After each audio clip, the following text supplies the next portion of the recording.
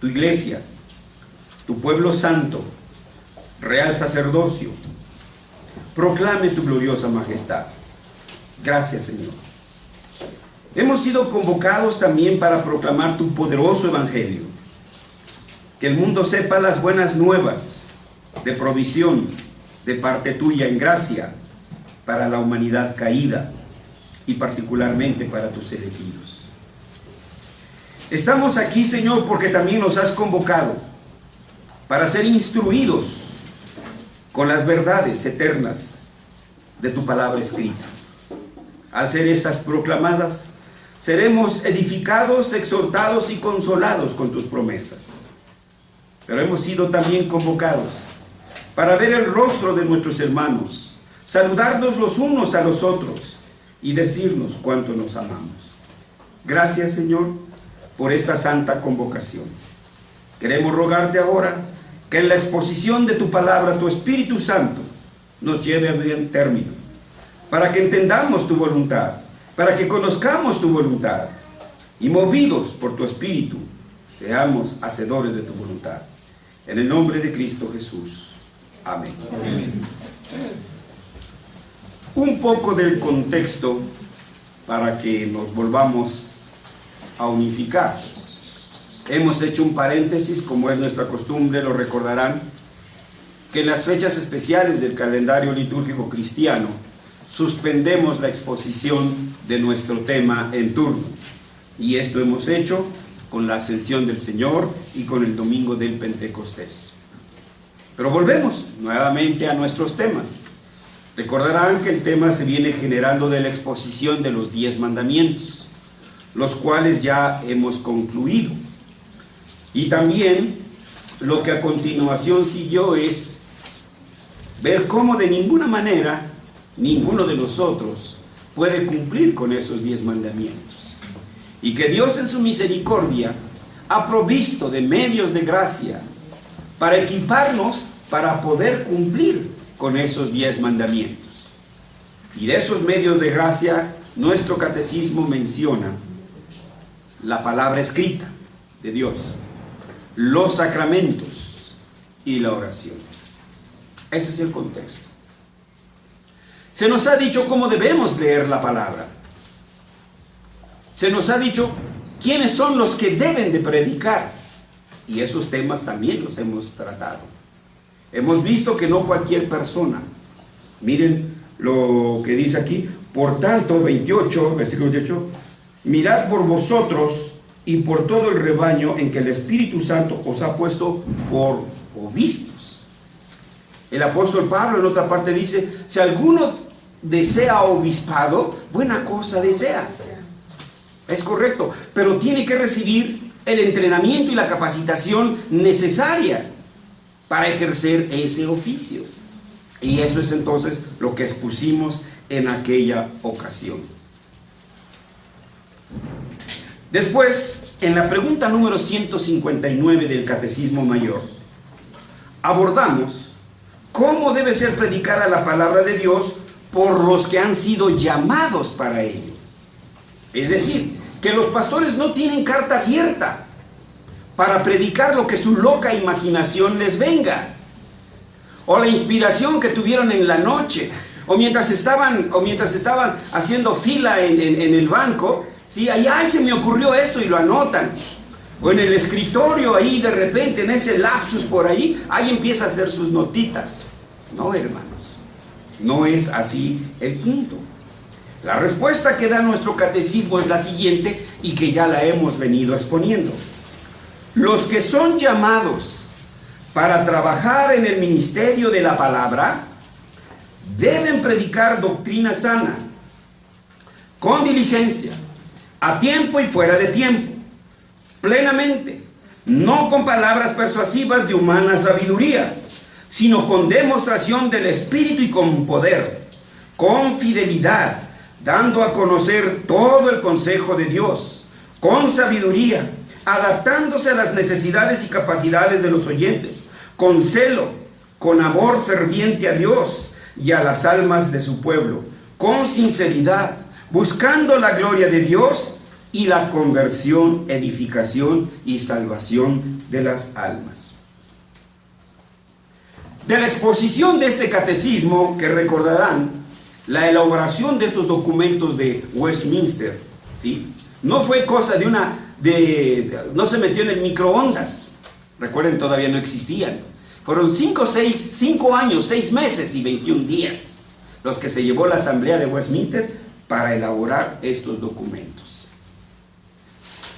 Cuando los terminaron, fueron llevados al Parlamento y no se les dijeron, qué bueno, ya está aquí lo que los teólogos decidieron. Pasó por el escrutinio y fueron regresados para su corrección. Lo que tenemos entonces es un documento final, revisado por una iglesia, y ha dicho al mundo, esto es lo que creemos. Lo que podemos sacar de esta declaración del Catecismo Mayor de Westminster son 4 cosas a las cuales el pastor, el predicador, debe abocarse en su ministerio, en su oficio. En primer lugar, los pastores deben predicar la sana doctrina. Los que son llamados para trabajar en el ministerio de la palabra deben predicar doctrina sana. En segundo lugar, deben predicar todo el consejo de Dios. Y es lo que vimos, lo leímos también aquí, dando a conocer todo el consejo de Dios. En tercer lugar, deben predicar para la gloria de Dios. No enfocar los reflectores hacia Él, o lucir su oratoria, su retórica. Debe exponer la palabra de Dios tal cual. Pero también, en cuarto lugar, deben predicar para el pueblo escogido de Dios. A ellos se dirige a Dios. Punto. Son los que aman. Perdonen, la palabra es fuerte. Y es franca. No echéis las perlas a cerdos. ¿Qué hacemos, hermanos? Entonces, este es un Dios de amor que está enviando una carta de amor a nosotros, los que creemos en Él. Y por eso entonces paramos la oreja, como Samuel dijo, habla, Señor, que tus siervos escuchan. Por eso entonces estamos reunidos aquí. Ya vimos el primer punto, si lo recuerdan, antes de la ascensión y antes del Pentecostés. Explicamos lo que significa la sana doctrina. Y decíamos que deberíamos tener primero un pusto, un punto de apoyo, un punto de partida. Y que ese punto de partida es la Escritura. La Escritura no es un betún, no es un adorno al pensamiento humano. Partimos de la Escritura, seguimos con la Escritura y concluimos con las Escrituras. Eso significa predicar la doctrina sana. No indagar qué dijo Pancho Nopales y después juzgar a la Escritura con lo que dijo San Juan de las Esquinas. Perdón, dije Pancho Nopales, ¿verdad? Y es otro personaje. Ese lo dejamos para otro. Entonces vean lo importante. En segundo lugar, de este punto de la sana doctrina, mencionamos que en una sana doctrina se debe desechar todo intento de sincretismo. El sincretismo significa mezclar el pensamiento humanista, lo que dijo Weber, lo que dijo Hegel, lo que dijo Marx, lo que diga quien lo diga. La prioridad es la poderosa palabra de Dios. Ellos deben de ser juzgados por la palabra, no la palabra por ellos. Eso es muy importante, hermanos, en la predicación de la sana doctrina. Pero además, hablamos en esa sana doctrina que se debe predisponer la totalidad de las Escrituras. Yo escuché por ahí de un predicador improvisado, a los cuales Martin Lloyd Jones llama pulpiteros, que dijo desde el púlpito, yo no sé quién me invitó, pero aquí no fue, hermanos, tengan la seguridad. Como dijo, ay, siempre lo. Así, bueno. Yo prefiero predicar amor y no doctrina. Porque la doctrina divide. El amor nos hunde. Ay, qué bonito se oye eso. No, hermano. ¿No dijo eso el Señor? He traído, ¿qué? A espada. Y he traído división. He puesto al hijo contra el padre, a la hija contra la madre. Si tu Dios no es mi Dios, pinta tu raya. Punto. La palabra de Dios es fuerte, es dura. ¿Sí? ¿Sí?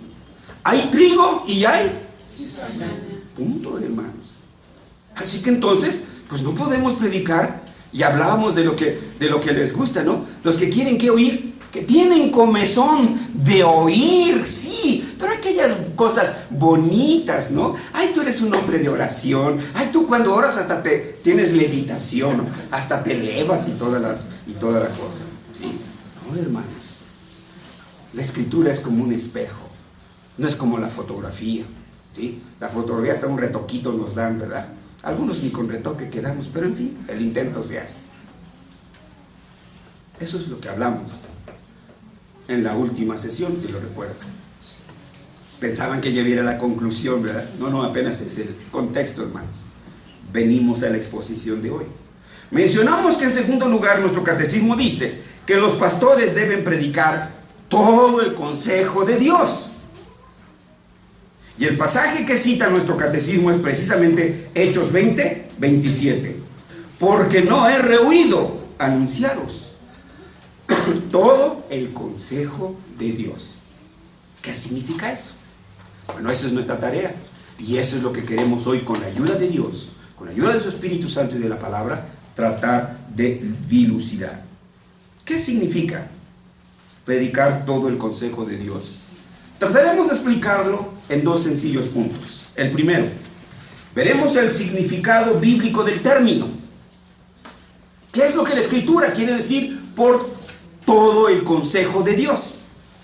Y en segundo lugar, ¿cuáles son los alcances de este significado?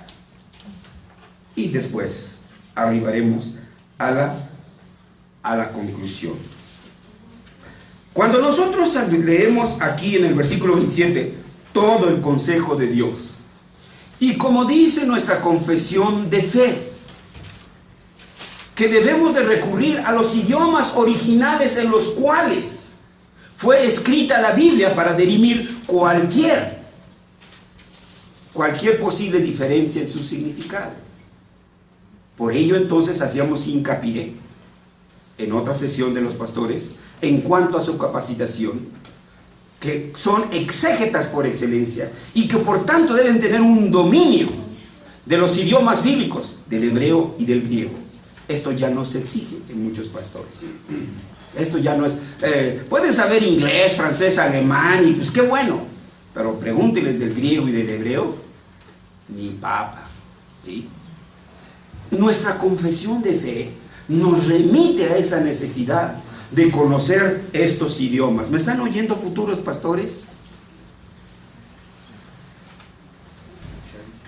Dice en el griego koiné, pasan ten bulen tudeo. Esa es la frase, ¿sí? Todo el consejo de Dios. Pasan, todo. Ten bulen, consejo, sustantivo femenino. Bulen, consejo, tudeo, de Dios. Todo el consejo de Dios. Bueno, pero no nos dice nada todavía, ¿verdad? ¿O sí? ¿Le entendieron? No, qué bueno, porque yo tampoco. Así que vamos a tener que seguir preguntándole al Espíritu Santo, ¿no? Su equivalente en hebreo es Otzat Elohim. Otzat, consejo. Elohim, Dios. Ot lleva toda la idea de completo, todo el consejo de Dios. Y el primer idioma universal en el cual se dio a conocer la palabra de Dios, en la Vulgata latina, en el Actus Apostolorum leemos Omne Concilium Dei. Omne, todo. Concilium, consejo, con S, no con C de Carlos. Concilio con C de Carlos es otra cosa. Concilium con S de santo es consejo, al cual vamos a tratar de explicar en breve. Ahora, ¿cómo se definen estos tres términos?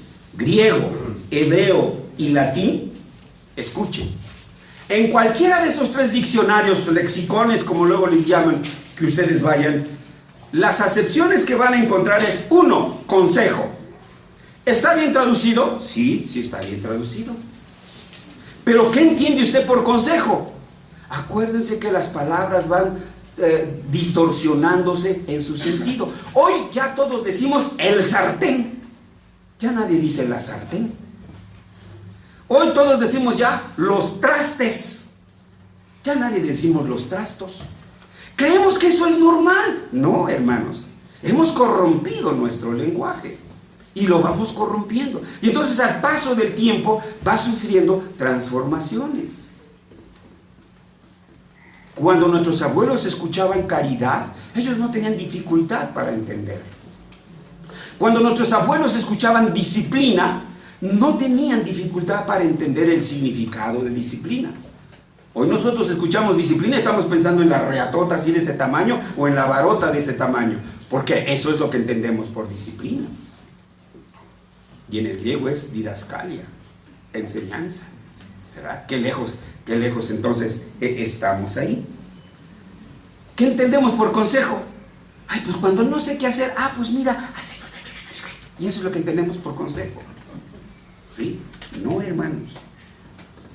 En su sentido etimológico, significa propósito para hacer algo.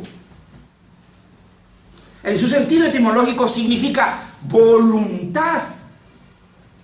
De manera que podríamos parafrasear así, y no estamos haciendo violencia al idioma original, porque no he rehuido anunciaros toda la voluntad de Dios. Eso es lo que quiere decir consejo de Dios. Toda la voluntad de Dios. ¿Y dónde está expresada toda la voluntad de Dios? Así de sencillo. Ay, pues por ahí hubiera empezado, ¿no? Sí, hermanos, pero tenemos que argumentar. Tenemos que mostrar de dónde vinieron, por qué llegamos a esa conclusión. No es simplemente una declaración y punto, y créanlo. No, somos bereanos, aunque nos llamamos hippie el Mesías, pero todos somos buenos bereanos. ¿O me equivoco, hermanos? ¿Nadie es bereano aquí? Sí, porque escudriñamos las escrituras. Bueno, entonces, en resumen, el consejo de Dios significa la voluntad de Dios. Y la frase, todo el consejo de Dios, se refiere a la revelación completa de Dios. ¿Estamos de acuerdo? ¿Ya? Bueno, nos vemos dentro de 8 días. No, porque ahora es, ¿para qué sirve? ¿Sí? Vaya usted con el doctor y que le diga, ¿usted sabe usted? Tiene cáncer. Ay, qué bonita noticia, ¿verdad? ¿Qué alternativas hay? ¿Sí? No, pues mire, usted tiene 3 meses de vida. Uy, no, bueno, ya lo estoy exagerando. Sí, necesito saber qué tengo, pero también necesito saber qué posibilidades hay de curación. Entonces es lo mismo. Eso es lo que quiere decir. Bueno, ¿y esto qué? ¿Qué tiene que ver con mi vida? Con el ministerio de los pastores, con los que van a ser pastores. Porque los futuros pastores van a salir de aquí. No van a venir de, no sé, qué planetas están encontrando ya, dicen por aquí y por allá. No van a venir de allá, van a salir de aquí. Bueno, quiero, hermanos, en razón de por los que ya se me están durmiendo, yo sé que los demás quieren que les ponga todo, pero por los que ya se están durmiendo, nada más quiero exponerles 3 maneras de cómo debiéramos, hermanos, atender a esta de predicar toda la voluntad o todo el consejo de Dios. ¿Sí? Entonces, la primera manera, ¿cuáles son los alcances del significado de este término, tembulén? El consejo, pasan tembulén, todo el consejo, tudeo de Dios. ¿Cuáles son los alcances? En primer lugar, la exposición completa de las Escrituras. La palabra de Dios es desde Génesis hasta Apocalipsis. Por inverosímil que les pueda parecer a ustedes, hay voces que dicen que hay que quemar el Antiguo Testamento, porque es un Dios de ira. un juez injusto y tirano, el del Antiguo Testamento. Pero en el Nuevo Testamento vemos un Dios de amor. Por eso es que a la quema el Antiguo Testamento. No se diga que hay predicadores que tienen predilección por estos temas, aquellos que les favorecen a su personalidad, ¿sí?, a su oratoria y su retórica. Todo la exposición completa de las Escrituras. Y déjenme darle 2 ejemplos de 2 pastores reformados. No son los únicos, por supuesto, pero uno de ellos era Juan Calvino. Él predicaba libro por libro, capítulo por capítulo, versículo por versículo, tilde por tilde, coma por coma. Y uno de esos ejemplos lo encontramos cuando lo corrieron de Ginebra, porque era duro en la predicación, bastante duro, ¿sí? Y no queremos ese extranjero aquí, y que lo corren y que se va. Al rato se dieron cuenta de lo que hacía falta, la exposición de la palabra de Dios, y lo llaman. Regresa Calvino otra vez a Ginebra. No quería, no quería. ¿Y saben qué? Dijo, se los dije, ya ven, me tuvieron que llamar otra vez. Y que los empieza a regañar. Y miren por su... No, hermanos, de ninguna manera. Ni una sola palabra. Simplemente en el versículo que se quedó, en el capítulo que se quedó, en el libro que había dejado, ahí reinició su tarea. Calvino tiene comentarios de todos los libros de la Biblia, excepto del Apocalipsis. Y algunos pastores dicen que no quieren predicar sobre Apocalipsis. Bueno, yo tampoco me medio, pero pues hay que entrar. En el momento llegará.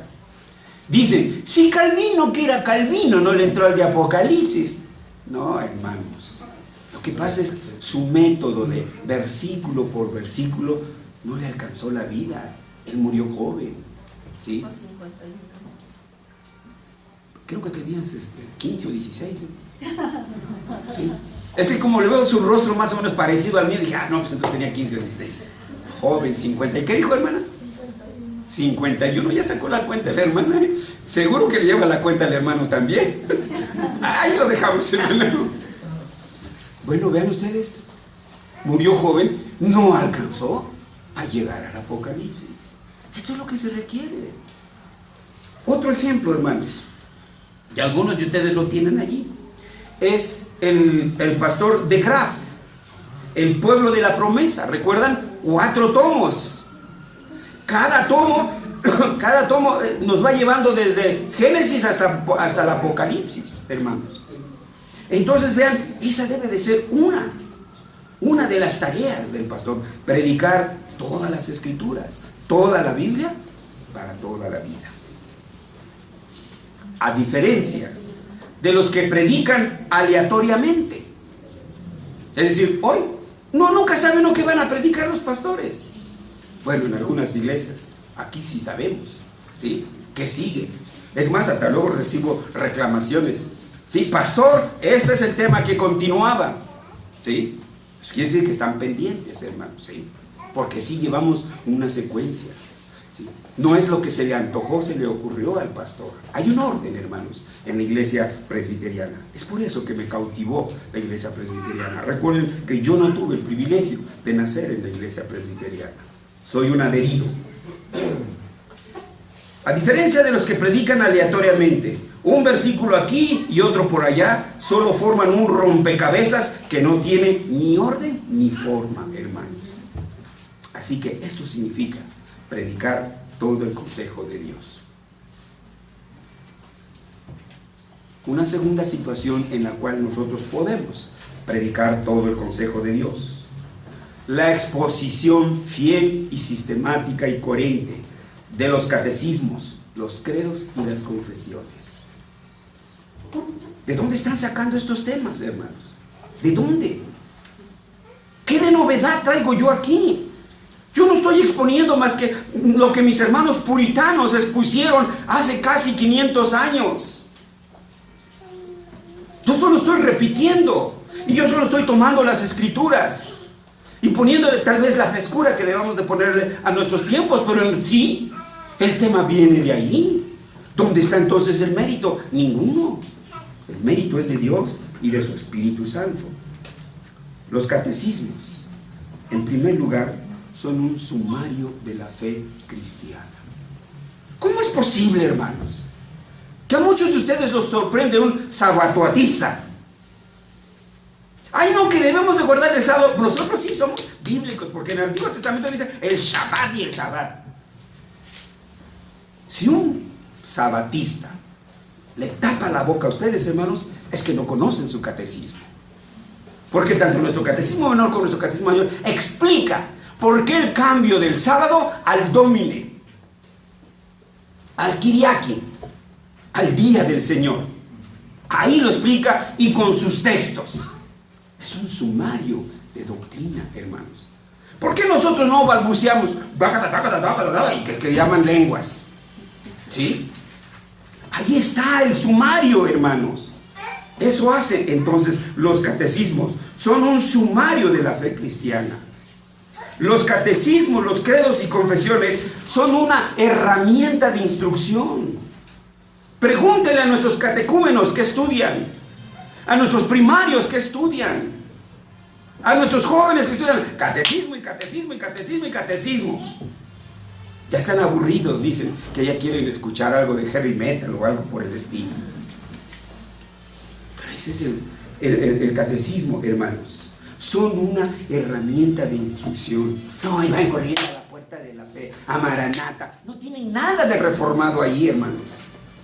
Uno va pisos y pisos de libros, nada de la reforma, nada. Yo tengo el testimonio de un hermano que venía con nosotros, que en su promoción decía, grandes cuentos de la reforma y que quién sabe cuánto. Y ahí va, pues sí, en la librería, ¿cómo no? Ay, la que está en Bolivia, ¿cómo se llama? Ah, Maranata. Y llega el hermano y pues nada de los reformados. Y va con el gerente, oye, ¿por qué estás anunciando de la reforma si no tienes nada aquí de la reforma? ¿Saben qué le contestó el gerente? Esto es un negocio. Y aquí traemos lo que se vende. Este es el punto, hermanos. ¿Sí? Entonces, aquí está. Material para los maestros, hermanos. ¿Sí? Entonces, es una herramienta de instrucción. Pero todavía estos catecismos, credos y confesiones son un factor de unidad doctrinal. Cuando se descuidan los catecismos, entonces Pancho Nopales cree en esto, San Juan de las Esquinas en lo otro, y etcétera. Las iglesias presbiterianas están divididas en 3 secciones. Tenemos una sección escolástica, versión papista, romanista, evangélica. Tenemos carismáticos, presbiterianos que hablan en lenguas, presbiterianos que tienen revelaciones, y tenemos liberales. ¿Por qué? Porque se abandonaron estos factores de unidad doctrinal, hermanos. ¿Sí? Antes de enviarlos, ¿sí?, a discutir los demás temas, tenemos que tener la base. ¿Cómo le vamos entonces a hacer frente a las enseñanzas de los paganos si no tenemos un busto, si no tenemos entonces una base? Pero además, decíamos, 1 son sumario de fe cristiana, 2 son una herramienta de instrucción, 3 son un factor de unidad doctrinal y 4 son una confesión de fe. Esto es lo que yo creo. Aquí está. ¿Quieres saber en qué creo? Aquí está. Regálenles catecismos. No le dan regando esos chic, ¿sí? Esos folletitos de chique. Tírenlos a la basura, quémenlos con leña verde, hermanos. Estos tienen. Recuerdo que una vez un estudiante, no sé de qué denominación vendría, porque en la facultad pues sí recibimos de todos, ¿no? Fue aquí a la librería del Fabio. Hermano, oro encontrado, oro molido puro, pero venía loco de contento. Pero a ver, mire lo que encontré. Y me enseña un catecismo menor de Westminster. ¿Sí? Porque ahí hay doctrina, hermanos. Esto fue lo que me cautivó. Les decía, yo no nací en la iglesia presbiteriana. Un presbiteriano me regaló los catecismos, lo empecé a leer, a estudiar con avidez y yo vi doctrina, yo vi coherencia, yo vi sistematicidad, yo veía orden. Yo le dije a mi amigo, llévame a una iglesia donde se enseña y se predica esto. Y me trajeron a la presbiteriana y aquí estamos desde entonces. No les digo cuántos años porque entonces las van a calcular y ya van a querer traer un pergamino para anotar mi edad. Por último, hermanos, ¿qué son los catecismos, los credos y confesiones? Son una apología de la fe cristiana, una defensa de la fe cristiana. Ahí está, hermanos, léanlos. Ahí están, jovencitos, que no les den vuelta a sus neuronas. Cuando yo veo sus comentarios luego por ahí, hermanos, no por costumbre, ¿no? Tenemos Facebook en Fidec, tenemos, ¿qué? ¿En dónde más? En Michel Pretorius, etcétera. Pues uno tiene que entrar allí para, pero pues de repente, quién sabe, ¿no? Lo mandan con ligas o no sé cómo. Y estamos viendo sus comentarios. Ay, mamacita linda. ¿Pero por qué? Porque no estamos fuertes en esto, hermanos. Y no vamos a renunciar, jóvenes. Escúchenlo. Les vamos a seguir dando leche pura. Les vamos a seguir dando carne pura. ¿Sí? Aunque les duelen los dientes de tanto masticarla. Pero no vamos a renunciar a ello. ¿Sí? Los vamos a seguir nutriendo antes que les den papitas y sabritas por allá. Bueno, esto es lo que tenemos, hermanos. ¿Qué significa? ¿O cuáles son los alcances del significado del término todo el consejo de Dios? La exposición completa de las Escrituras. Y 2, la exposición de los catecismos, credos y confesiones. Y en tercer término, los grandes temas de las Escrituras. Podría mencionar aquí, hermanos, todo el pensum de la Academia Teológica, pero solo voy a mencionar 2 o 3 temas como el pacto. Díganme, ¿en qué iglesias, hermanos, escuchan ustedes predicaciones sobre el pacto? Son predicaciones de la Reforma. En un documento escrito en italiano, il patto di Dios, bueno, a nosotros nos suena chistoso, il patto, ya decimos, no, pero así se escribe en italiano pacto, pacto, ¿sí? Con doble T. Il patto di Dio. Henry Bullinger lo presentó, 1534. ¿Cuánto tiempo había pasado de 1517? Ya estaba ese tema candente ahí, hermanos, ya estaba expuesto ahí. Hoy enterrado por los presbiterianos. Vean el pueblo de la promesa. Y ahí, hermanos, vean ustedes, ese Dios del pacto. Por amor a su pacto no hemos sido consumidos. Por amor a su pacto nuestros hijos rebeldes no han sido consumidos. Por amor a su pacto nosotros los padres vivimos en la esperanza de que nuestros hijos sean alcanzados porque creemos en la promesa del pacto. Y yo creo que un día Dios va a traer a mis hijos, yo creo que un día Dios va a traer a mis sobrinos, va a traer a mis primos, porque es un Dios que no miente. Y por eso debemos alentar a los padres. Yo puedo imaginarme al amigo de Mónica que lloraba por su hijo, ¿sí? Por su hijo perdido, y que oraba por su hijo perdido.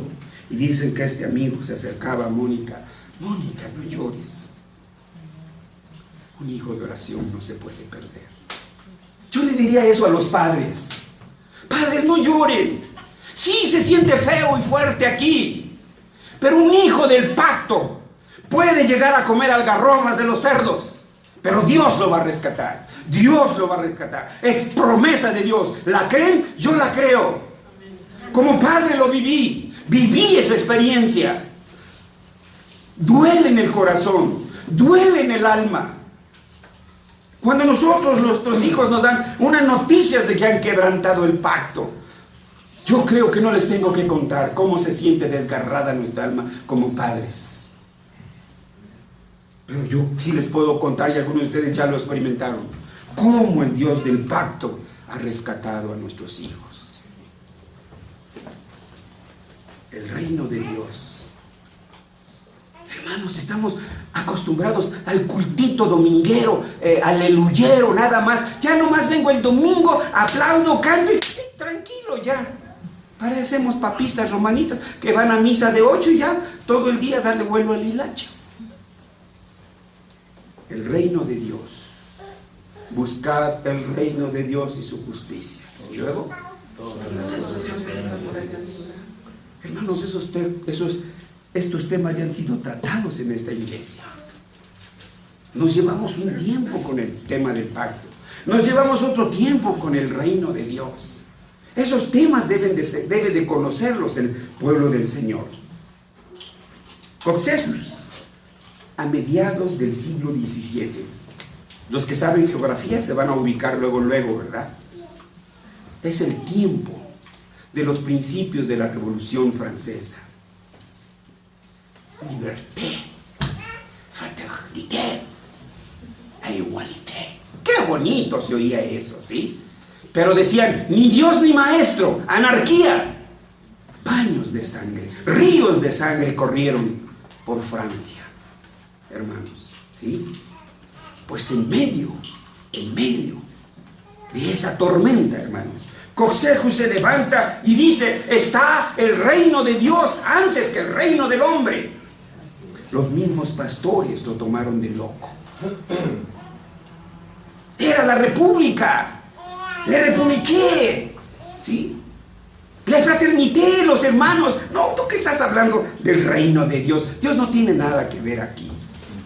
Pronto surgieron teólogos que dijeron, hay que regresarle los 10 mandamientos a Dios. Pues en medio de esas controversias, Coccejus levanta el término del reino de Dios, desarrolla un concepto más amplio del reino de Dios, basado naturalmente en el testimonio de las Escrituras. Aquí hay una noticia, hermanos. Ya la leyeron, ¿verdad? ¿Sí? La iglesia reformada de Chengdu. Dice que el pastor fue convertido en el 2005. Después se fue a preparar, pónganle otros 4 años, 2009. Después de lo que se hace en su examen, pónganle 2010, diríamos, comenzó su pastorado. ¿A cuántos años del 2010 estamos? 6. ¿Ya vieron lo que su iglesia tiene? Una universidad cristiana. Sí, Acaba de empezar. Para empezar, 700 miembros. Que nos preste algunos, ¿no? Para llenar, miren, ¿cuántas bancas vacías hay aquí? ¿Sí? Por lo menos para llenar estas, ¿no? Bueno, todavía tenemos espacio, ¿no, hermanos diáconos electos allá? Otros 4 o 5 horas los podemos acomodar. Apretaditos todavía los acomodamos ahí. ¿Sí? 6 años de ministerio. ¿Sí? Y luego, ¿qué más tiene? Su escuela cristiana. Eso es entender lo que es el reino de Dios, hermanos. ¿Qué cosa tienen? Un ministerio diaconal, provida. Eso es conocer el reino de Dios. Y ya van por otro. ¿Qué van? ¿Por qué más van? Por la universidad cristiana. Por la universidad cristiana. ¿Quién de nosotros piensa eso? ¿La escuela cristiana? ¿Y eso? ¿Para qué? Estamos contentos, estamos tranquilos así, hermanos. Creemos que todo está bien, precisamente porque no entendemos lo que significa el reino de Dios. Les doy un último ejemplo, hermanos. No son los únicos. El orden ley cósmico. ¿What? Dije orden ley cósmico. Este universo es un orden, no es un cataclismo. Dios lo estableció, ¿sí? Dios lo ha establecido. Calvino dijo, Dios, siendo el creador del cielo y de la tierra, gobierna esta obra maestra que Él creó. No hay autonomía en el orden cósmico. Todo el universo se rige por leyes establecidas por Dios. Leyes que no pueden ser quebrantadas. Y cuando las quebrantamos, sufrimos las consecuencias. Ahí están. No necesitamos, hermanos, quién sabe qué, ombudsman de derechos humanos. Eso no muestra más que las fallas en la administración de la justicia. No es otra cosa, hermanos. Y así podríamos citar mucho más ejemplos. Abraham Kuyper, en su discurso inaugural de la Universidad Libre de Ámsterdam, su primer conferencia, como fue la de Nicolás Cobb, ¿se acuerdan? Sí. No me digan que no saben quién fue Nicolás Cobb.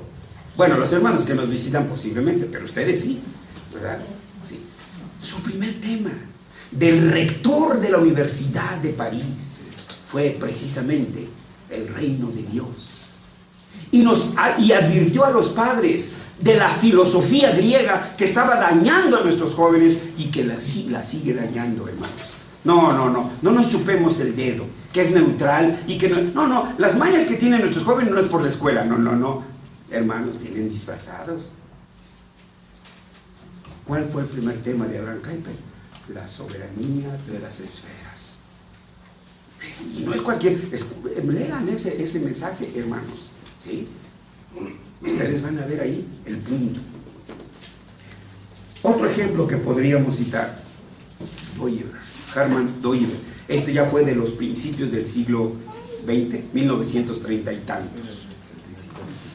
Entonces, él propuso ese término, el orden ley cósmico.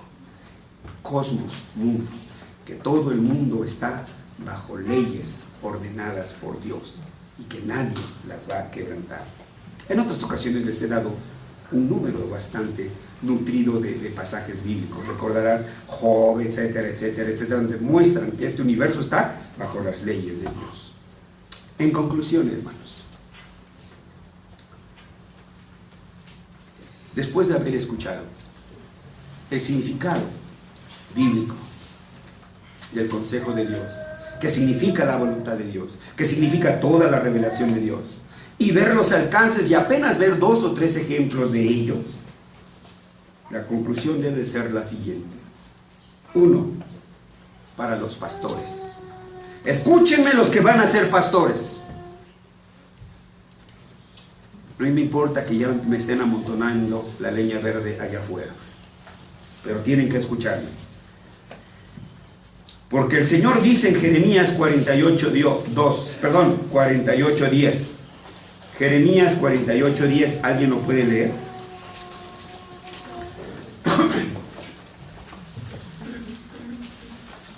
Maldito el que hiciere indolentemente la obra de Jehová, y maldito el que deteniere de la sangre su espada.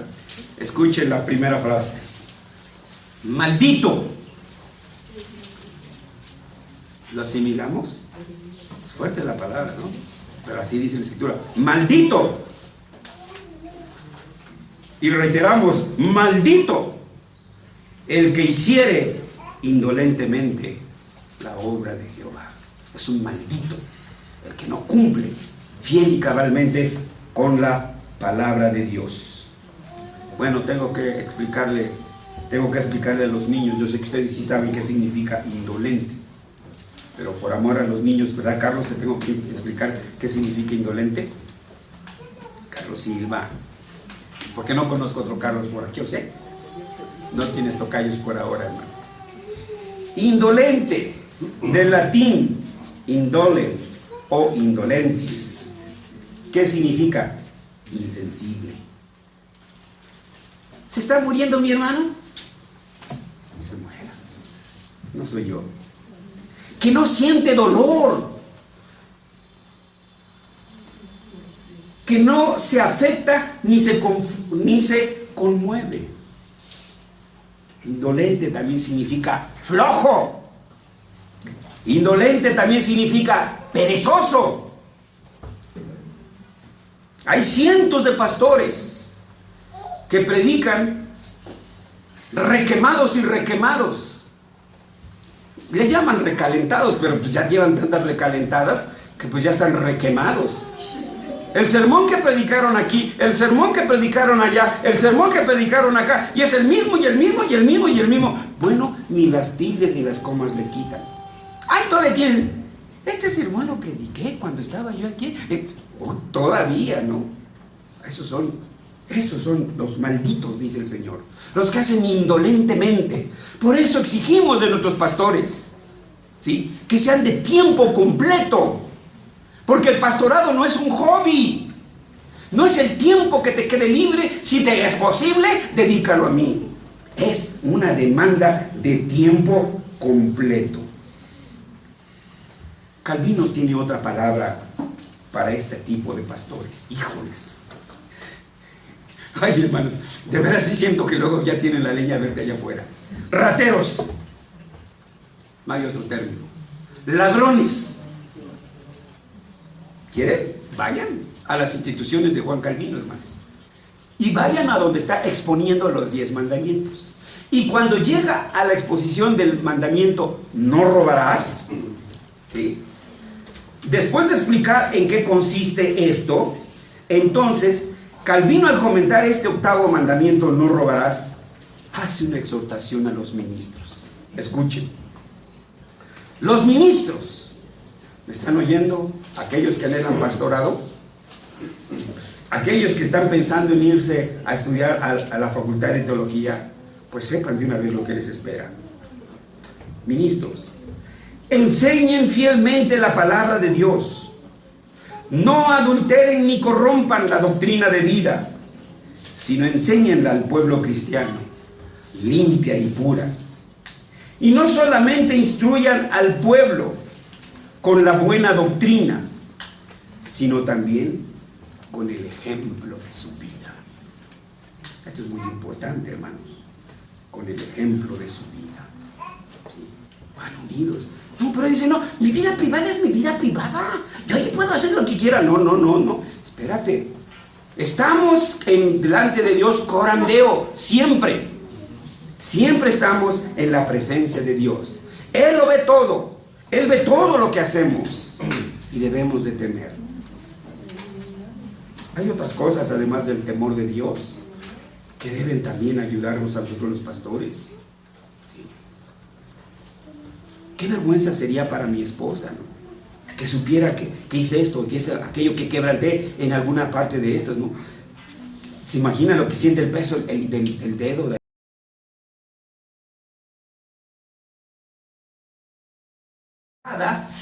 Por extranjeros, por Milcom. Y entonces se hace la pregunta el profeta: ¿no tiene hijos Israel que defiendan a Gad?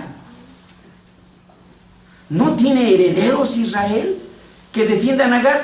¿Cómo si están unidos con ellos? Están en sus escuelas, están en sus universidades, están en todos. Yo he recibido invitaciones, según de diputados, según de senadores, para llevar una plática, pues a uno de los cuartitos que los ponen allí en el Congreso. Yo digo, ¿por qué yo? Yo soy pastor. Tú eres político y tú eres cristiano. Ay, pero es que si yo hablo de esto, entonces me van a correr. ¿Dónde están, hermanos? ¿Sí? Ahí está. Por eso los cainitas tienen todo eso. Hermanos, siglo XVII, siglo XVIII, léanlos. ¿Sí? Ahí estuvo el gran abismo. Ahí perdimos el tiempo. En otra ocasión decía, perdimos 300 años.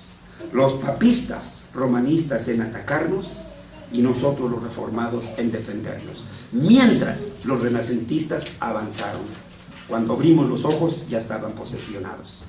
O posicionados, como él dice. Ellos llevan ahora la batuta. No siempre ha sido así. La voz de los cristianos se ha escuchado en todos los foros, en la política, en la pedagogía, en todos los foros. Hoy estamos calladitos en nuestro rinconcito. No hables en tu templo. Y callamos. Ahora, hermanos, de este mismo capítulo, el versículo 7. Acerca de Edom, así ha dicho Jehová de los ejércitos: no hay más sabiduría en Temán, se ha acabado el consejo de los sabios, se corrompió su sabiduría. ¿Qué era Temán, hermanos? Una tribu de Esaú. ¿Se acuerdan quién era Esaú? Hermano de Jacob. A Jacob amé, a Esaú odié. Bueno, Jacob. Pero ambos niños recibieron la misma instrucción. Esaú conocía del pacto, Esaú conocía del reino, Esaú conocía la palabra de Dios. No era ignorante, sabía lo que era la palabra de Dios. Pero ¿cuál es el reproche? ¿No hay sabiduría en Temán? ¿Se acabó el consejo en los sabios? ¿Se corrompió la sabiduría? Lo que está diciendo es, ¿no hay sabios entre nosotros? ¿Por qué entonces te lo tiene que instruir un filisteo? Vean que es fuerte, hermanos. ¿Sí? ¿No hay sabiduría? No hay sabios entre nosotros. Somos puros burraznos que tenemos que ir a buscar allá afuera. Este es el reproche de Dios. ¿Sí? Ha preferido la sabiduría de los hombres antes que la buena palabra. Cuando la Escritura dice, el principio de la sabiduría es El temor a Jehová. ahí está, esa es la palabra de Dios. No puedo decir otra cosa, hermanos. Tengo que ser franco y honesto. Así ha dicho Jehová. Oremos. Padre, venimos aquí constreñidos por tu palabra. Perdónanos, Señor, porque hemos sido indolentes en cumplir con tu voluntad, en los puestos de autoridad que nos has puesto, como pastores, como ancianos, como maestros, como padres. No puede haber en nuestro rostro más que lágrimas, Señor, porque te hemos fallado. En el oficio en el que nos has colocado, Señor, hemos sido indolentes. Pensamos primeramente en nuestras necesidades, antes que en tu reino, antes que en los puestos donde nos has colocado. Son segundo término. Perdónanos, Señor. Perdónanos con tu iglesia. Ten misericordia de esta iglesia y hazla una luminaria. Ten misericordia de esta iglesia y hazla una antorcha, Señor, a la cual puedan todos ver que seguimos los rastros de nuestro Maestro y Señor, nuestro Señor Jesucristo. Concédenos, Señor, ser fieles a tu palabra y no al que dirán de los hombres. En Jesús te lo rogamos. Amén.